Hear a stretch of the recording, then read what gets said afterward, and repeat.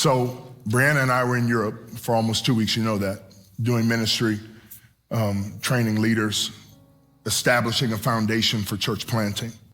And we use a little app called Rocket Money to track our expenses and to manage our budget. And before we left our kids with Mama Skip, our spiritual mama.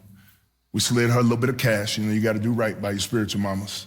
Slid her a little cash to watch over the kids while we were gone. And then we did a bunch of grocery shopping to set them up. And when Saturday morning came this week, that's usually when I look through all of our budget to make sure we're on track. It said that we had spent a significantly less amount of money so far this month. And I'm like, what is track? Oh, we weren't here.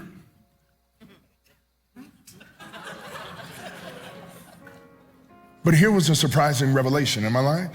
The surprising revelation was that the kids didn't miss anything they needed. Every bill got paid, nothing was lacking, and somehow we were 30% less spending than we had done in the month before. And so I said to my wife, again, you heard me say this last week, I had it wrong.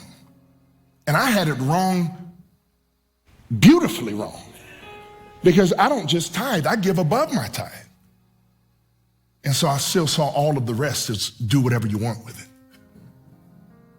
And so as we wrestled through this conversation again of what is enough for the Crump family, we spent about an hour talking about this because we realized that in a 2-week span, we didn't spend money that we would normally spend. And then we said, oh, well, what are we spending this on?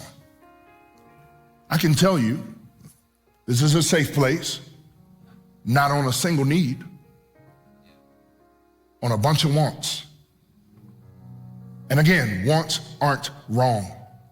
But what a startling revelation when you look and see that you have more money than you thought you had, and it is not because I got a pay increase.